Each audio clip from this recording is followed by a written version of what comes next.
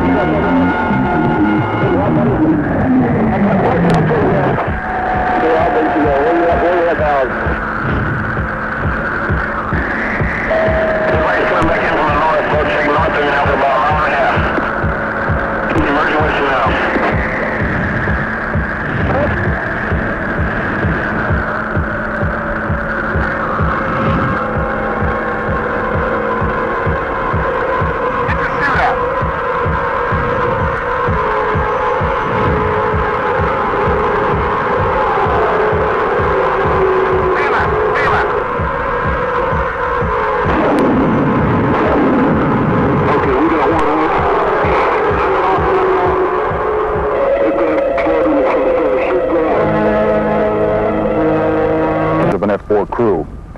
Moments before they were faced with the most critical decision, when to eject from their out-of-control aircraft. A delay in making this decision, for whatever reason, may well have cost them the opportunity to make a successful escape and added 2 more statistics to the ever-growing number of Air Force aircraft fatalities. Fatalities that shouldn't, but continue to happen. Since the first aircraft ejection in August 1949, there have been 4,600 air crewmen who have punched out. Of these, if we concentrate on the ejection survival rate for the last 5 years, we see a less optimistic picture. Here, the survival rate average drops to 75%. Accident analysis reveals that the majority of these fatalities were not due to mechanical problems, failure of the egress system, or improper parachute landing technique. Rather, they were the direct result of delayed ejection. The Air Force Inspection and Safety Center is well aware of this problem. Single motion initiation, rocket catapults, automatic opening lap belts, ballistic powered inertia reels, seat man separators, seat stabilization devices, force deployed parachutes, and automatically deployed survival kits are just some of the improvements which were designed to facilitate crew members' escape. Some of our newer aircraft, such as the A-10, the F-15, and the F-16, are equipped with the new ACES II ejection seats that even surpass our other highly refined escape systems.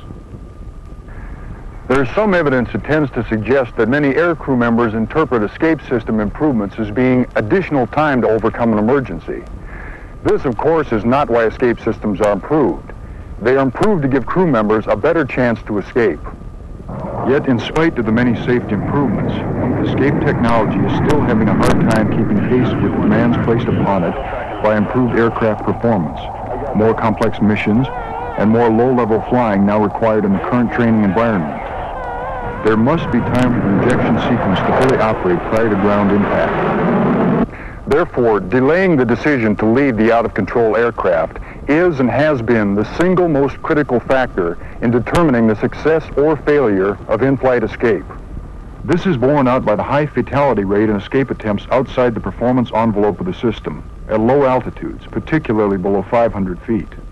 No matter how good the escape system, you've got to give it time to work. As flight surgeon at the Safety Center, I've reviewed many accident reports involving the delayed ejection, and they always illustrate at least 2 points. One, these seats require a finite amount of time to work. For example, depending upon the airspeed, the rear seat out of the F-4 requires 4 or 5 seconds from initiation to full parachute, and the front seat takes a second longer. And second, these systems were not designed to overcome the horrendous sink rates generated by aircraft out of control, which may exceed 600 feet per second. There's a good reason for those mandatory bailout altitudes. You just don't have much time. Not long ago, an F-4 crew was defending during a similar combat tactics engagement, and while pressing to defeat his attacker, the young pilot departed his aircraft at roughly 8,000 to 9,000 feet AGL above an overcast.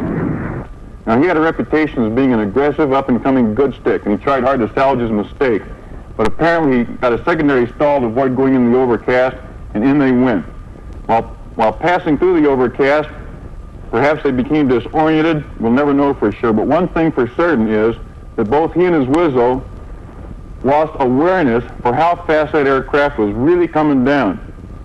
We have indications that that aircraft dropped the 8,000 or 9,000 feet in less than 16 seconds and possibly as little as 11 seconds for an average sink rate of between 500 and 700 feet per second.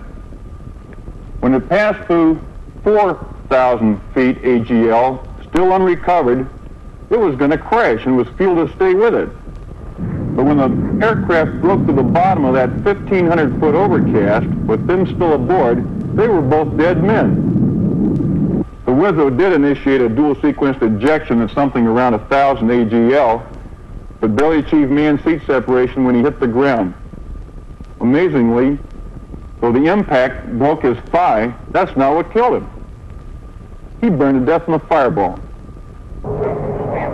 Making the ejection decision in a wartime environment does not seem to be a problem. We know from our experience in Southeast Asia that there was little reluctance for crew members to go out of a battle-damaged aircraft. Their decisions were made quickly, almost automatically, without hesitation. As a result, there was a 95% survival rate. Yet in peacetime, the decision to eject from a disabled aircraft is not always an easy one to make. In-depth analysis of aircraft accidents reveals that a number of psychological factors may be deeply involved in the decision. One expert with insight into this very complex problem is Mr. Rudy Delgado, Egress System Safety Manager at the Air Force Inspection and Safety Center. These are some of the other recorded reasons for delaying the ejection decision. Besides this, we think there's other things such as stigma, ego involvement, peer pressure, and command emphasis that tend to argue against a timely escape decision. However, in my opinion, the single most important element in delayed ejection is lack of situation awareness. That is, the pilot becoming so engrossed in trying to overcome his problem that he loses awareness of the overall situation, such as altitude above the ground, the recovery envelope of the aircraft, or the safe escape envelope. This usually results in a late ejection attempt or no ejection attempt at all. Situation awareness played an important role in a number of recent successful ejections. One, over the Nevada desert in late 1980, started out as a routine F-4G training exercise. I'm Lieutenant Colonel Roger Ayers, stationed at George Air Force Base. Fly the F-4G Weasel. On the 17th of December, we were up at Tonopah Electronic Warfare Range as I completed a strike shot on one of the emitters up there. Got a blink of master caution light. Started to climb out, and the entire caution panel had failed. As I checked the utility hydraulic pressure, it was down to 0. All other engine instruments read normally. Climbed up, leveled off about 13,000 feet and 350 knots. By this time had lost PC-1, PC-2, and utility. The aircraft started an uncommanded roll to the left. This time made a radio call that we were ejecting, and followed that by ordering the Evo to eject at that time. Watched him go through the mirror, and as soon as he cleared the aircraft, about 45 degrees of bank, I initiated ejection. Took until we were approximately about 130 degrees of bank, maybe 40 degrees nose low by the time my ejection seat fired. While the entire process took about 45 seconds from the first blink of a master caution light to ejection, the decision to eject probably was made back in pilot training. The aircraft was uncontrollable. I had no flight controls and no hope for recovery of the aircraft. If I had it to do over again, while I assumed a good position overall for ejection, I did not let go of the stick and did not pull the handle with both hands, and subsequently my right shoulder was broken during the ejection process.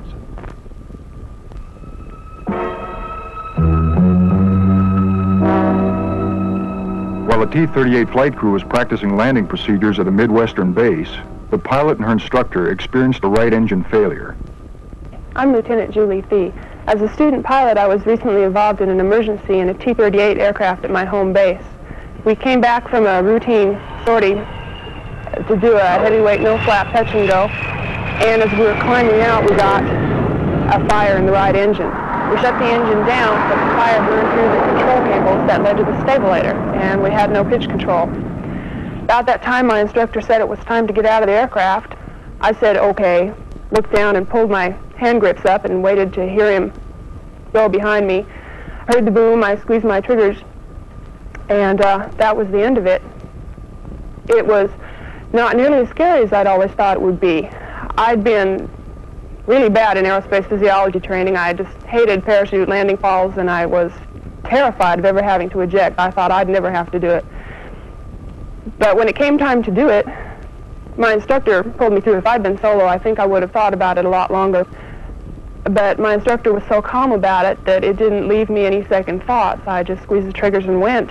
And it didn't hurt. Everything worked just like it was supposed to.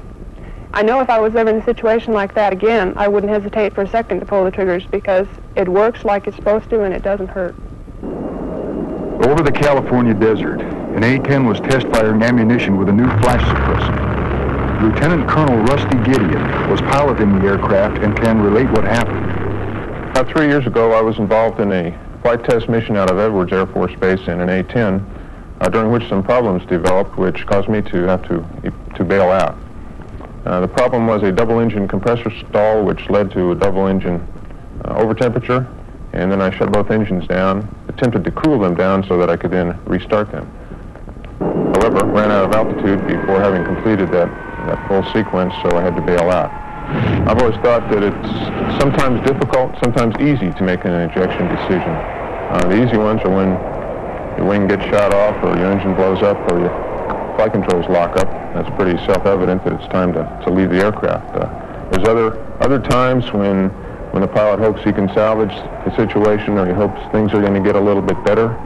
But by waiting that extra moment, it's certainly possible that you're going to put yourself out of the ejection envelope. In my case, there was some question in my mind as I descended through what appeared to me to be 2,000 feet, because I had actually seen one of the engines light off and begin its start cycle.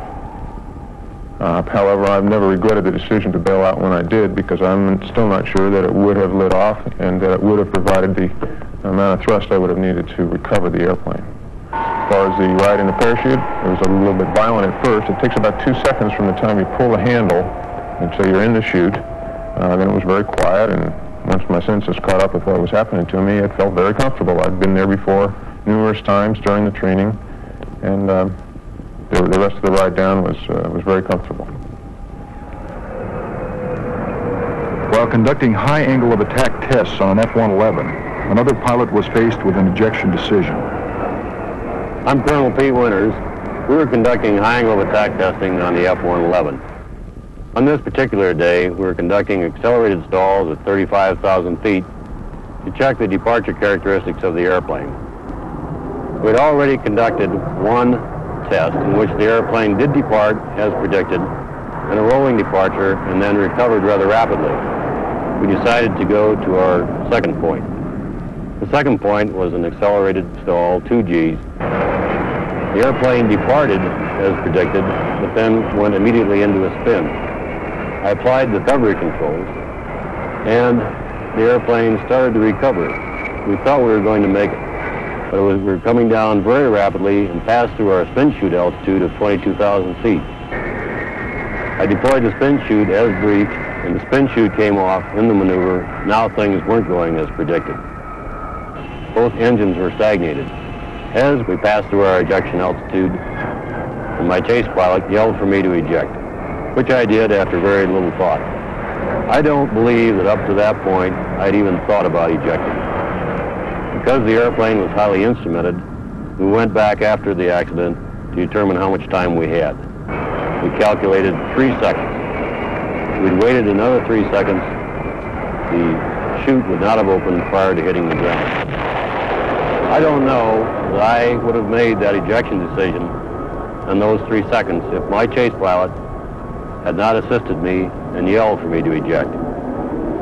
I was highly trained and prepared for my mission. I was prepared for the departure. I was not prepared for the violent recovery maneuver and the spin chute coming off. I don't know that if I departed in the operational world, if I could have made that decision to eject. It's important to know when it is that you want to eject and then abide by that decision while you're in the air. Even the crews of our newest aircraft models, the F-15 and F-16, have experienced unexpected ejection situations. The idea of ejecting never occurred to one F-16 pilot until he saw how close he was to the ground. I'm Major Paul Rossetti. We were flying at low altitude on an F-16 operational test mission when I looked over my shoulder and saw an aggressor aircraft attacking my element. We made a defensive turn. After that, I made a wing rock. Shortly following the wing rock, my airplane pitched up violently and went into a falling leaf maneuver. I was surprised. I immediately focused all my attention on trying to fly the airplane back under control. After 3 or 4 oscillations, the nose pitched down, then it pitched back up again. At that point, I checked my altimeter and was reading close to target elevation. I then looked out the window, got a close-up on a cactus, and decided it was time to eject. The ejection occurred about 700 feet AGL, about 5 seconds after going out of control. The aircraft was in a very high sink rate at that time. It impacted the ground about 4 seconds after I ejected, and the 4,500 pounds of fuel on board made it a fairly sizable fireball.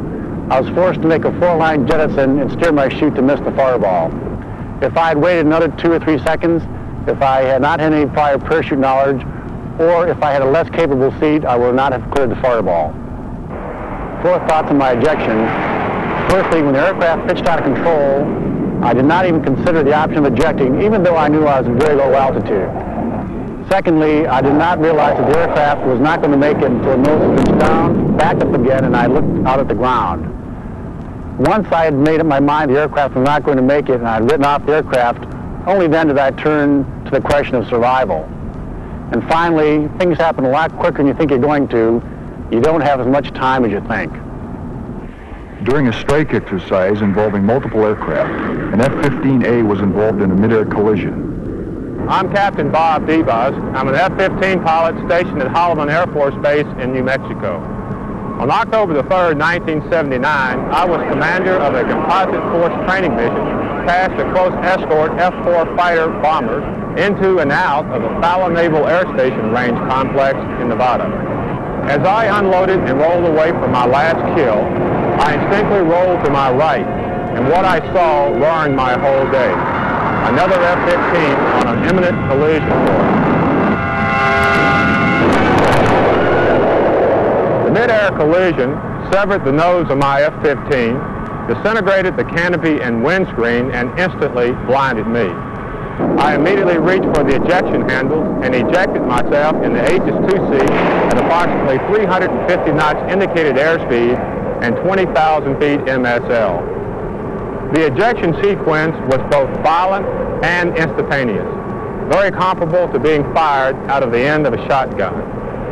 The most important thing about the ejection sequence was that I was alive. And the reason that I was alive was because I made the decision to eject, and then I executed that decision without any hesitation. I might add that I did not make the decision to eject on October the 3rd, 1979. This was a well-thought-out process over many years of flying. That is, my philosophy had always been, if I got myself into a situation where I could not determine the attitude or the capability of my aircraft, then I would eject, regardless of who was to blame. My message is simple and straightforward. If there is any doubt about the status of your aircraft, leave it. We can always rebuild the aircraft, but we cannot rebuild the pilots. There you have several ejection experiences from fellow crew members who, like you, fly some of the present Air Force inventory. Speed in today's aircraft has doubled and quadrupled from that possible in older models only a few years ago. These higher speeds mean a reduction in the time a pilot has to perceive, to interpret, and to appropriately react. We no longer have the luxury of time to deliberate for a decision. you, today's air crews, must be able to meet the challenges presented by the aircraft that you fly.